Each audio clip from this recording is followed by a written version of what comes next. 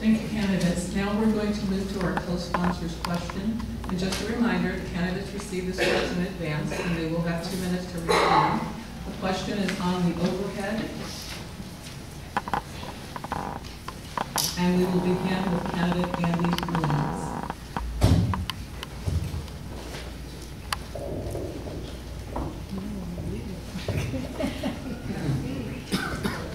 Actually, I've been very busy. This is the first time I've seen the question.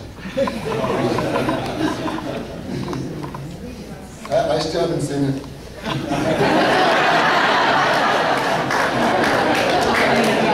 Very good. If you give me a moment, I will read the question. This is a very challenging question, and thank you so much for it, because we work very closely with the League of Cities, and in fact are a member of the California League of Cities. And it's unbelievable the amount of bills that are going through our Senate and our legislature up in Sacramento.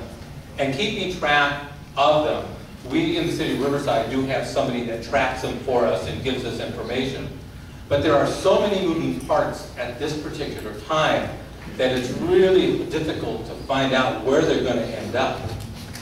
We went ahead and moved along with redevelopment, and again, that changed. We have, they were imposed taxes, and those changed. So in terms of tracking and working, obviously, it's one that we rely on the California League of Cities for a lot of information. It's also one that we rely on our staff for feedback. But most importantly is that, what are we going to do as a city? How are we going to continue moving forward? We want to move forward with strong, very strong plans, stable plans, ones that we know that we're going to be able to complete, ones that are going to benefit the community at large. But also, we want to be able to do a partner with a public and private partnership.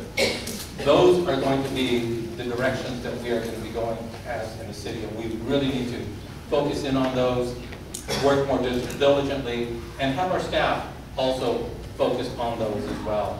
So this next year or two, very challenging for our city. It's one that we have to really work closely with our local legislators, also our California League of Cities and surrounding cities. Thank you.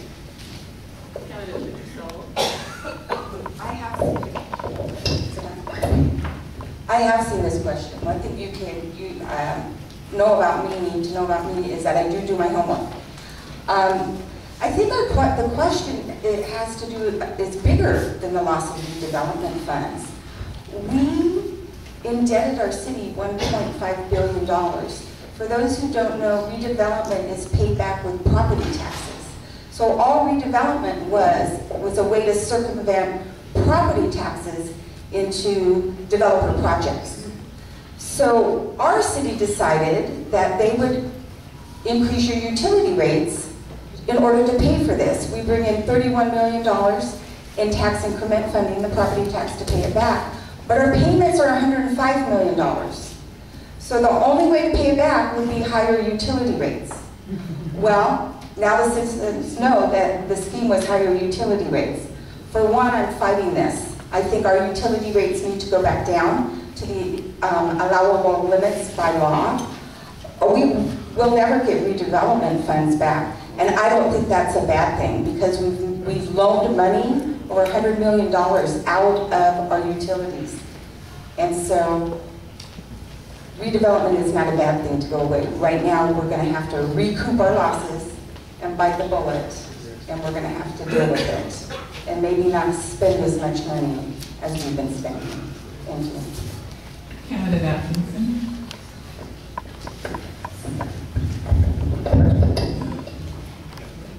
A couple things here. When I first read this question and the 7 bills going in front of the legislator, I did call my representative up and ask him what the bills were, how were they moving forward. And basically, since redevelopment died, they're trying to change the complexion or reinvent a new redevelopment to bring it through. And if you talk to that, redevelopment is dead. I think all these bills are going to die. Jerry Brown has said over and over, anything to do with redevelopment, he's going to veto. So I wouldn't count on redevelopment in the future in the city of Riverside. The other part of that question deals with the how are you going to handle the financial loss of redevelopment on, and I would assume that would be for debt. And in my meeting with the city management, basically any debt that the redevelopment has now is going to be covered either by a tax increment or by rent or lease. So there won't be any liability on the city to cover any of the redevelopment debt that exists there today. But I do agree with my colleague Andy Melendrez that in order to, we're going to have to be creative with new ideas to get the businesses in here, and it's going to take public-private partnerships. And to give you an example of one, as a for instance, if you take the soccer fields that are proposed to be relocated to the Riverside golf course, maybe go ahead and rezone that property to an industrial land use and and sell that property at a higher value and buy property at a lower value, maybe across from the Citrus Park, on property that has never been farmed before, and use the extra money to start on turfing that, and then find a joint venture partner that would want to go in on the soccer field and pay for the rest of it. And that's the way you have to start being creative on putting some of these things together. But I think private-public partnerships is to make things work in the future. Candidate Bailey.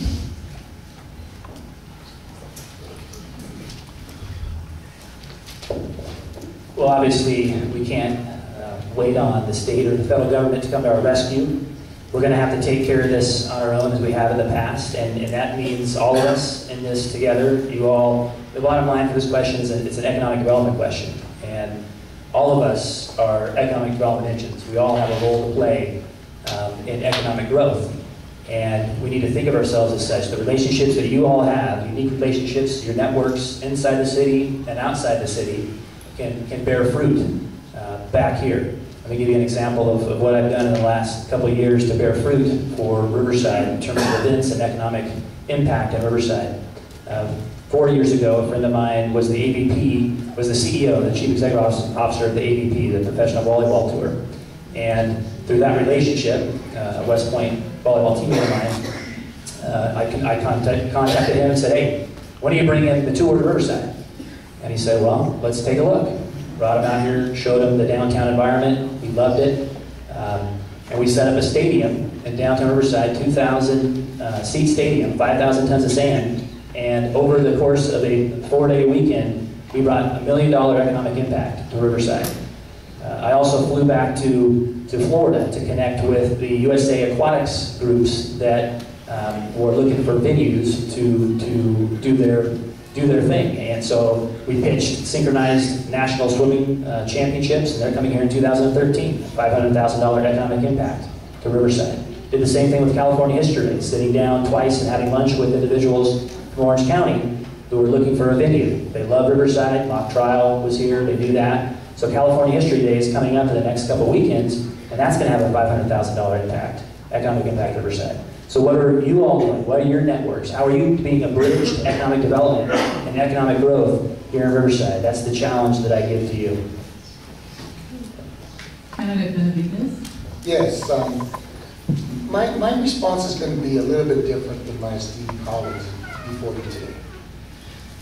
And it's because in running a private nonprofit corporation, losing funding happens on a regular basis. And as CEO, I spent number of hours anticipating just that. And ensuring that when the rug is pulled from you, from whatever funding source, that you have plan B and C through Z in order to continue your mission. And what does that mean? Experience, in my opinion, is the best teacher. These are things that I have done as a CEO leader. Anticipation. Unfortunately, in hindsight, folks, our government failed to have hindsight. They did not see or recognize the writing on the wall. Redevelopment is not coming back. It isn't. And we should not, or nor should we ever have to rely on just one particular source in order for us to fulfill our long-term goals. I have, in my corporation that I currently run, I have more employees today than 3 years ago.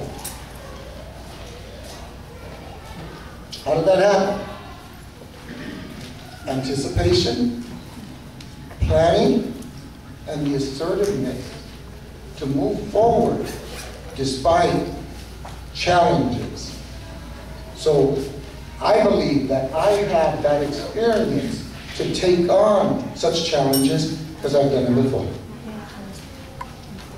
Candidate Alvarez? Well, definitely we're going to have to pay the state back, no matter what. We have this horrendous bill, no matter what, we have to pay it back. And so we're going to have to reduce spending as much as we can. Hopefully we won't have to do so much cuts unless we have to. I hear that they're selling different properties of Riverside out. And then as to redevelopment is dead, it's been metamorphized into 20 and 30-year loans, and they're continuing spending.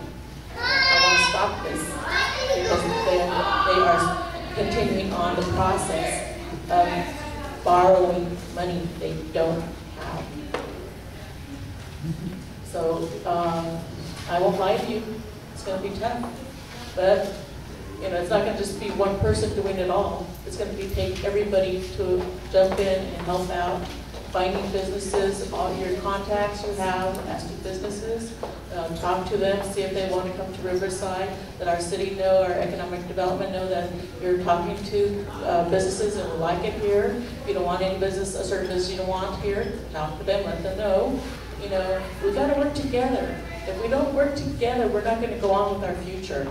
But definitely, I will not lie to you that there is no redevelopment going on right now. Thank you. Candidate Gardner? Thank you. That's too close or too far. Redevelopment is in fact dead. It is not coming back in any form anytime soon. So we just need to get used to that and move forward.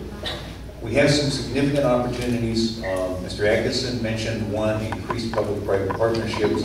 We need to focus on that. As we continue economic development in the city, as Councilmember Bailey said, that will bring new money into the city and that will help. We're fortunate that through the Renaissance program, much of the infrastructure that we need to have is already in place, or done, or it's underway now, and is in fact funded. We have some things that we need to continue to do. We're always going to need new park plans, new things in our parks, programs in our parks. And fortunately, there are some really good national and state programs with grants that you can apply for those. We need to do more of that. We also need to work on our streets more. We have an opportunity to do a mini renaissance in transportation and street maintenance. There's a gas tax revenue that flows to local government from your purchase of gasoline at the pump. And we can bond against a portion of that gas tax revenue, create a $20 or $30 million fund, which you can then use to expedite some of the street work that we need to do. That's a piece of the renaissance that we didn't get to, and we can do that.